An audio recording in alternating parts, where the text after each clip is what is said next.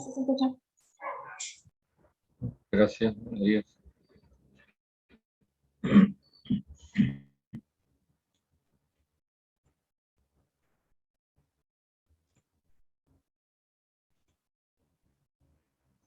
Bueno, me imagino que lo deben haber leído el documento que yo les mandé la semana pasada. Así que si tienen alguna consulta en base a eso, podemos examinar las cosas.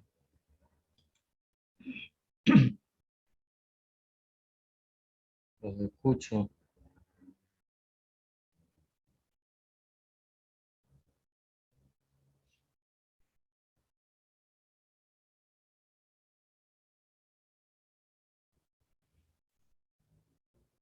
Estoy esperando su comentario, preguntas.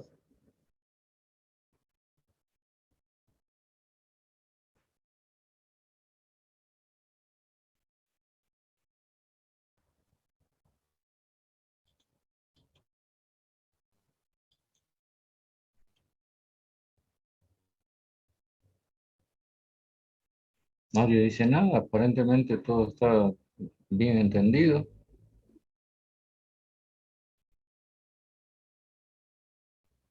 Lo cual debe ser motivo de alegría, supongo.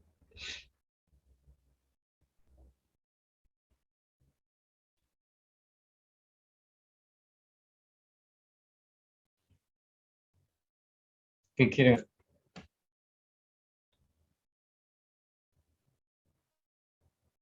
Consejo del deseo. Ingeniero, yo creo que la mayoría de mis compañeros queríamos hablarles sobre tiempo del examen. Lo que pasa es que tenemos hartos exámenes en esta semana que se viene y bueno, en mi caso, no me ha dado mucho tiempo de repasar la materia y quería ver si lo podía extender un poquito más para No le entendí la última parte, no se escucha bien. Me dijo que tienen muchos exámenes. Eso es normal, pues no. Llega la época de exámenes y de todas las materias va a tener que dar examen. Buenas Pero- tardes, ingeniero. Lo que quiso decir mi compañero es que en el grupo de alumnos habíamos puesto una propuesta que sea para el 11 de enero, ya que la primera semana ya definieron algunas materias ya sus exámenes. Y como de nosotros todavía no estaba definido exactamente para qué fecha, estábamos proponiendo el 11, si les parecía bien. No les dije la fecha, pero les dije que era la primera semana de enero. Puede ser martes o puede ser viernes. Esa es otra cosa. Es que no se puede atrasar más porque después hay que tomar otro examen. Y hay que corregir y son un montón. Bueno, no son, aparecen, ¿no? Un montón. El día del examen aparecen 80. Ahora hay 55 apenas en clase. ¿Dónde están los 30 restantes?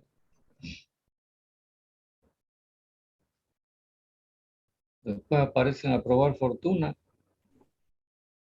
O se mandan a hacer los exámenes o los copian. Entonces, yo les avisé con tiempo de que la primera semana de enero íbamos a dar examen. Y seguramente de las otras materias también. O sea que usted tiene que organizar y administrar muy bien su tiempo para poder atender todo.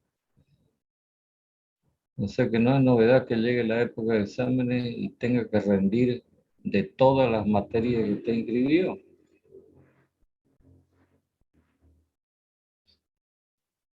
Lo que podemos hacer es que ustedes me digan, si no quieren martes, lo hacemos el viernes.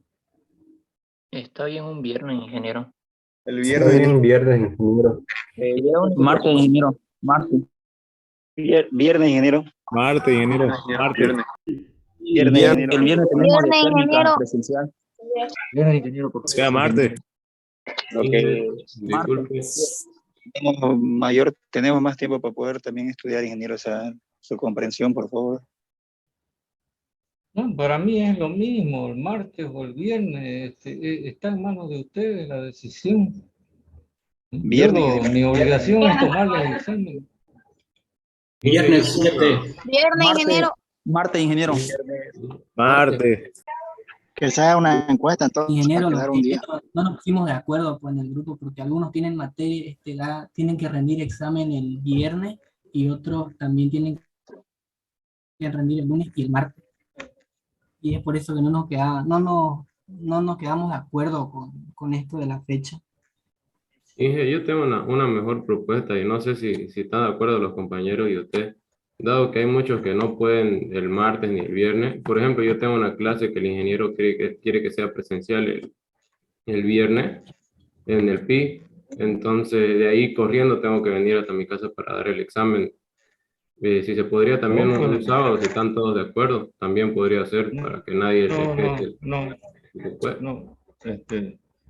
la religión no lo permite. Yo tengo O el que viernes tomar en la examen. noche, ¿podría ser, ingeniero? Y escúcheme, acabo de leer de que están suspendiendo las clases presenciales por el problema de rebrote. Y entonces, con mayor razón, eso no justifica el asunto. Yo tengo un horario de clase y me tengo que atener a ese horario para evitar cruces con cualquier otra materia. Incluso, fíjese que el horario, digamos, normal debería comenzar a las 11 menos cuarto, sin embargo, comenzamos a las 11:30. Entonces, eso le podría dar tolerancia para que usted se mueva si es que está por ahí en algún otro sitio. ¿Lo ven? Sí, eso sí, ingeniero. Y en la noche el viernes podría ser, o en la tarde, tal vez. Si están todos de acuerdo, también podría ser un buen horario. No, pero yo no quiero cambiar las cosas. Nosotros acordamos que los horarios se iban a respetar y son los horarios fijados por la carrera. Y en esos horarios debemos hacer las actividades que tengamos que hacer.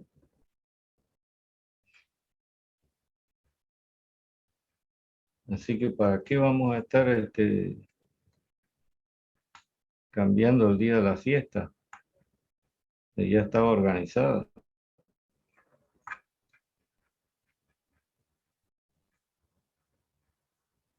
Bueno, lo que tenemos que hacer es definir en primera instancia si es martes o viernes. Ingeniero, entonces yo ahorita podría crear un formulario y lo mando al grupo oficial de la materia. En ese formulario de Google ya el horario que se decida en la encuesta puede quedar como el No, escúcheme, el horario está definido, 11 de la mañana. El día o la fecha. Me refiero, el día entre martes o viernes de la primera semana de enero. Si quiere, hágalo. Si quiere. Listo, ingeniero. Sí, está bien, ingeniero. Así no se pelean los chicos más en el grupo. Que también Ya, es de todas maneras, hoy estamos acá conversando y la idea es que conversemos sobre psicometría y no los escucho decir absolutamente nada.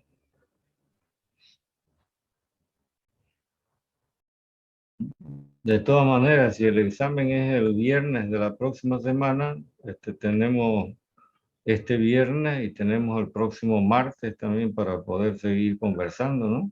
Sobre lo que haga falta. ¿Cierto? Sí. Pero en este momento yo quisiera saber qué es lo que necesitan para mejor comprensión del tema. Yo les di unos lineamientos, digamos, unos principios el otro día y usted debía complementar mirando cómo son las de cómo se definen, cómo se cuantifican, y luego Yo mirando tengo cómo... una duda. Diga. en la parte de entalpía y lo que era energía interna, habíamos anotado que iba a ser kilocalorías del aire húmedo sobre kilogramos de aire seco, y tanto eso para la entalpía como la energía interna y el volumen específico también así en ese tipo de Sí, relación. señor. No me En quedó este muy claro eso. campo, en este campo que se llama ciclometría, se define la entalpía en estos términos. No como debería ser, digamos, lo común, que serían kilocalorías de aire húmedo por kilogramo de aire húmedo. En este caso, el kilogramo de aire seco, que es una parte del aire húmedo. Lo mismo ocurre con la energía interna, que va a estar medida en kilocalorías del aire húmedo por kilogramo de aire seco. Este detalle es lo que motiva a que yo siempre les esté insistiendo en que cuando usted anota una cantidad de estas o de las otras propiedades que tienen una característica similar, siempre ponga las unidades. Así se va a evitar problemas. Bueno, no sé qué es lo que me quiere preguntar. Usted tiene una fórmula para determinar H y usted sabe que H es 1 más P por B. También el volumen específico son metros cúbicos de aire húmedo por kilogramo de aire seco. Entonces, si usted necesita el valor de U, es cuestión de que haga esta operación respetando las unidades. Bueno, no sé si está conforme la persona que me hizo la pregunta o qué otra cosa requiere. Sí, sí, ingeniero, pero ahora la parte de esto puede ser también por la relación de la humedad, ¿no? Porque todo lo También que vamos, otra variable es esta, que me dice cuántos kilos de vapor existen por cada kilogramo de aire seco en el aire húmedo. Porque una de las cosas que yo anoté es que la masa de aire húmedo es,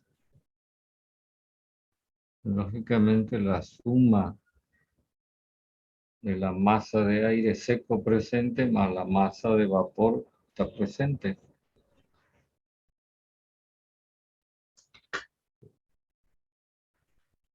Y eso es.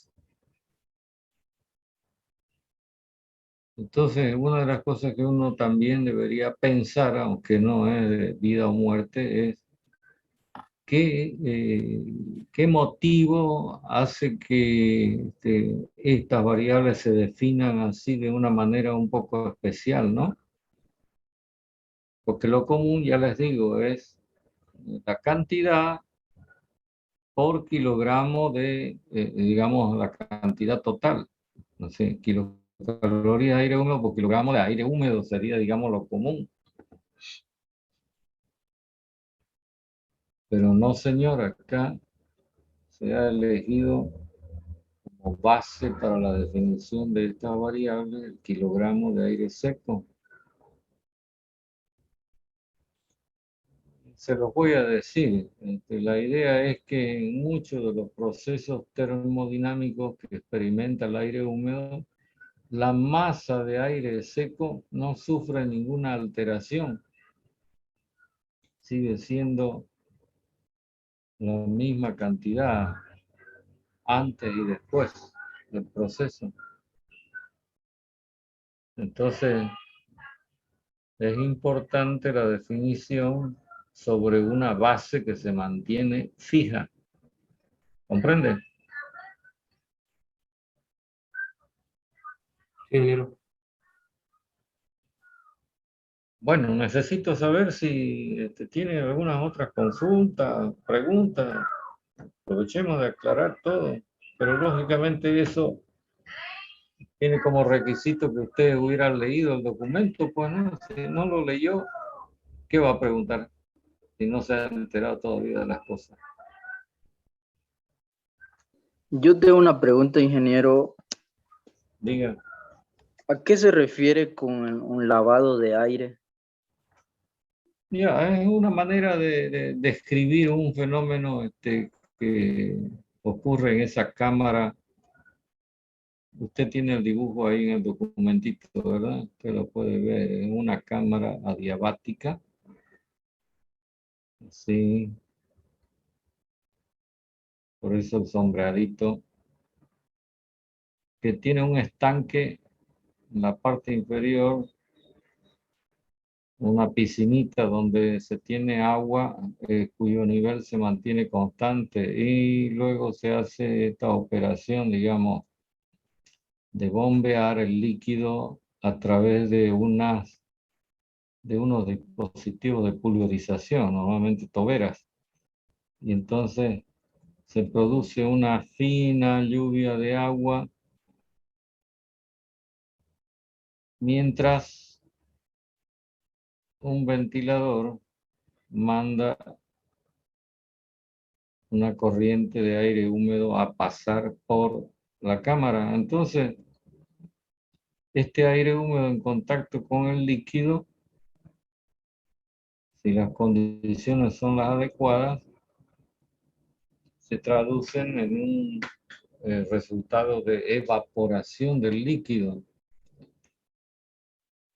¿Por qué se llama lavador? Porque usted está mirando, pues, ¿no? ¿Qué es lo que pasa? Al aire lo estamos, en sentido figurativo, lavando. ¿Comprende? Eso también tiene otro significado en el sentido de que si este aire húmedo tiene polvo, por ejemplo, o algún otro tipo de impurezas, estas gotitas del líquido van a arrastrar esas partículas sólidas y las van digamos, a separar de la corriente de aire húmedo. Entonces, se consigue ya, digamos, en la aplicación práctica una suerte de limpieza del aire que pasa a través de la cámara. Esto tiene algunos otros detalles, pero, digamos, usado como instrumento de experimentación, arroja esos resultados que usted los tiene que haber leído en el documento, que son de suma importancia.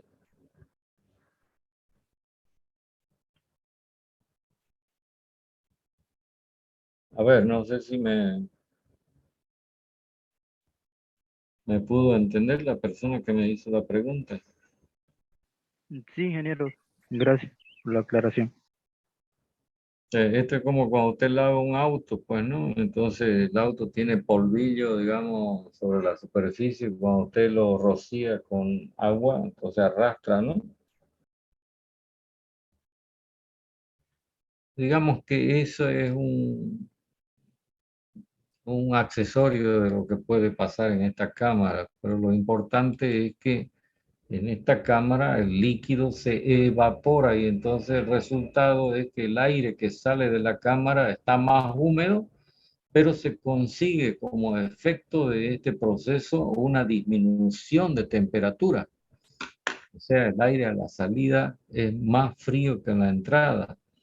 Y entonces esta consecuencia permite que en ciertos climas, no necesariamente acá en Santa Cruz, porque acá el clima de entrada ya es húmedo y acá hay que añadirle humedad al aire. En otros climas, como por ejemplo el de Cochabamba, que es más seco, se podría utilizar este equipamiento para acondicionamiento de aire ambiental en una de sus aplicaciones prácticas. Si se quisiera usar en un clima como el que tenemos acá en Santa Cruz, entonces en lugar de usar agua natural, debería usarse agua fría. También se hace, pero ya en este caso el proceso se invierte, porque una gota de agua fría lo que va a provocar es que el vapor, al ponerse en contacto con esta gota de agua fría, se incorpore, se condense y entonces la gota que estaría cayendo sería una gota cada vez más grande. ¿Me entiende lo que digo? Mientras que en el lavador de aire la cosa ocurre así. Es decir, la gota cada vez más chica porque lo que está ocurriendo es que parte del líquido se está convirtiendo en vapor. ¿Comprende lo que digo?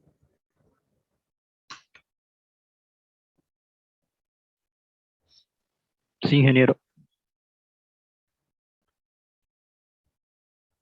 Si usted logra conseguir el Stoker, que es el libro de donde hemos extraído el capítulo de psicometría,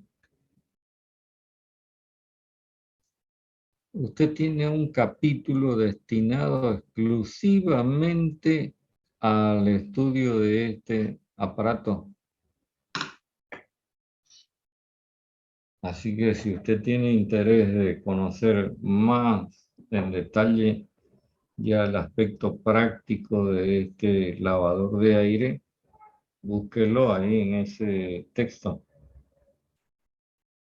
Creo que lo tienen ustedes en su biblioteca, ¿no? No sé si han verificado, pero creo que sí lo tienen.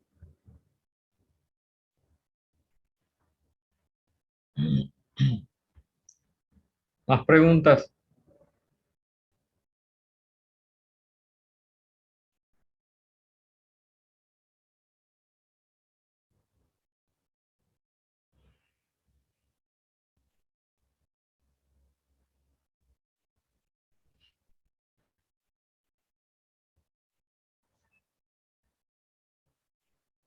Este estudio de termodinámica que se llama psicometría es de mucha importancia en distintas aplicaciones. Por ejemplo, una de las aplicaciones más conocidas, ya la he mencionado un montón de veces, es el acondicionamiento de aire ambiental. Pero también podría ser el secado de distintos tipos de materiales. Entonces, cuando usted quiere secar un material, lo que tiene que hacer es retirarle el agua contenida en el material. Y una de las formas es que esa agua se evapore en presencia de aire, que aire ambiental que tenga condiciones de recibir ese vapor de agua.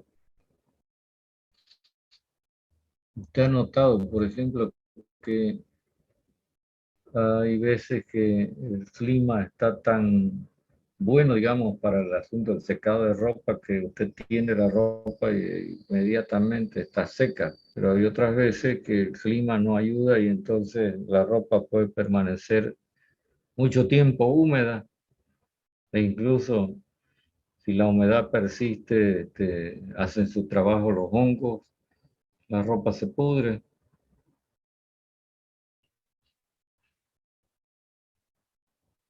Entonces, ¿qué hacer en las operaciones de secado cuando el clima está muy húmedo? Bueno, en base a los conocimientos de psicometría, se le hace un tratamiento al aire antes de usarlo en los secaderos. Acá en Santa Cruz es de mucha importancia, por ejemplo, en el rubro forestal, el secado de la madera. Yo no sé si alguien tiene algo de conocimiento sobre la necesidad de que la madera esté con un contenido mínimo de agua, porque si no se le hace este tratamiento de cuando se usa la madera y con el tiempo se va secando, entonces todas las construcciones que usted hace con la madera se tuercen, se deforman.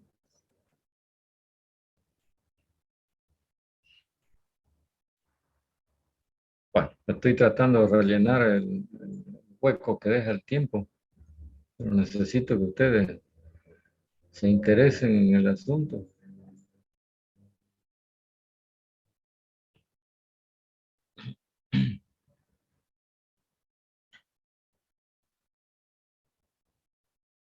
¿Siguen o ya se fueron?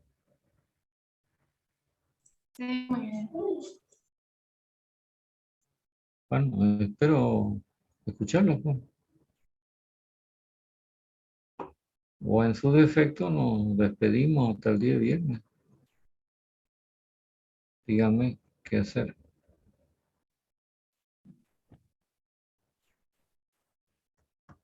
Inge, una aclaración. Sí. En la temperatura de bulbo seco y de bulbo húmedo, la de bulbo húmedo sería en la parte del líquido, mientras que la temperatura de bulbo seco sería en la parte gaseosa. ¿Estoy bien? En el aire húmedo. Sí. Es decir, en cada fase, si usted pone un termómetro, por ejemplo, acá en el lavador de aire, usted pone un termómetro cuyo bulbo esté metido acá en el estanque, lo que va a leer es la temperatura de bulbo húmedo.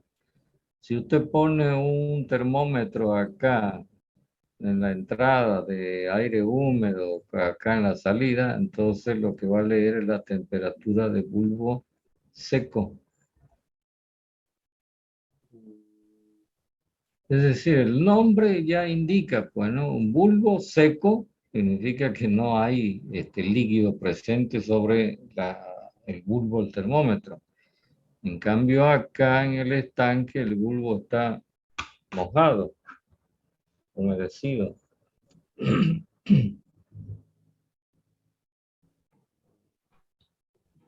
¿Está claro?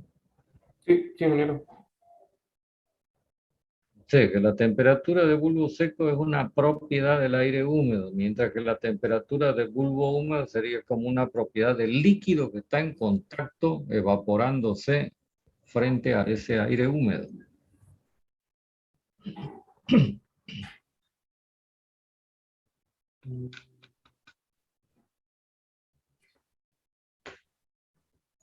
Pregunte nomás.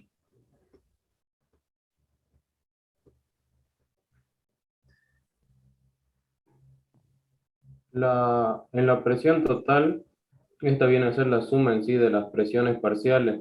Y esto Sí, viene por señor. el modelo en el modelo, las leyes de Dalton y de Amalgam, que Sí, en sí viene a ser una mezcla, lo que nosotros tenemos, de diversas sustancias, ¿se casi. podría decir? Sí, sí. Concretamente la ley de Dalton. Ujú. Eso seguramente usted lo ve anotado así. Esto es lo que se suele llamar presión total. La presión que, por ejemplo, usted mediría en el aire ambiental con un barómetro. Entonces, de acuerdo con el modelo ese que se plantea para el desarrollo de las distintas propiedades, esta presión total es igual a la suma de esos dos valores que se llaman presiones parciales. Eso establece la ley de Dalton. ¿Qué quiere saber de esto? ¿A dónde apunta? Yo había, en la anterior clase habíamos hecho un modelo, ¿no ves? Sí, Para explicar un poco mejor. así es. Y después habíamos determinado una presión total que era por efecto de las presiones parciales. Esto era Sí, porque señor. también siempre va a ser una mezcla lo que vamos a tener que analizar en sí este aire Claro, húmedo. sí, el aire húmedo es una mezcla de aire seco, que son un conjunto de gases, más el vapor de agua. Es una mezcla. Sí, señor. Gracias, ingeniero.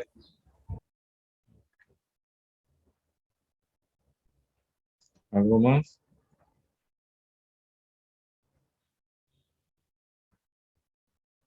Si usted lee con calmita ese documento que no le va a llevar más de una hora,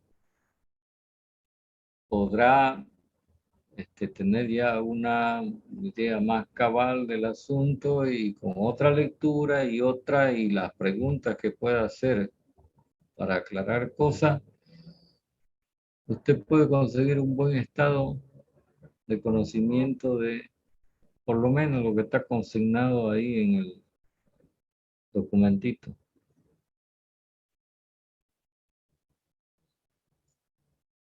Bueno, no sé qué más hay por hoy.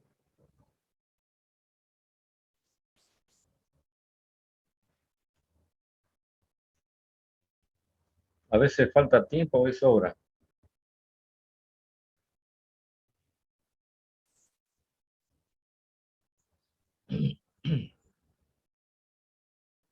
Ustedes tienen que acostumbrarse a estudiar las cosas, y no necesariamente, digamos, con el chicote atrás, pues, ¿no? Es decir, porque alguien se los exige o porque alguien los apura, ¿no? Que cada uno debe preocuparse de, si tiene interés de aprender las cosas, de mirarlas, ¿no? Leerlas, razonarlas. Al fin de cuentas, el único beneficiario es usted.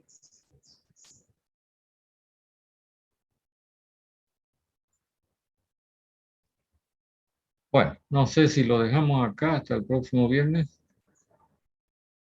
¿Qué dicen?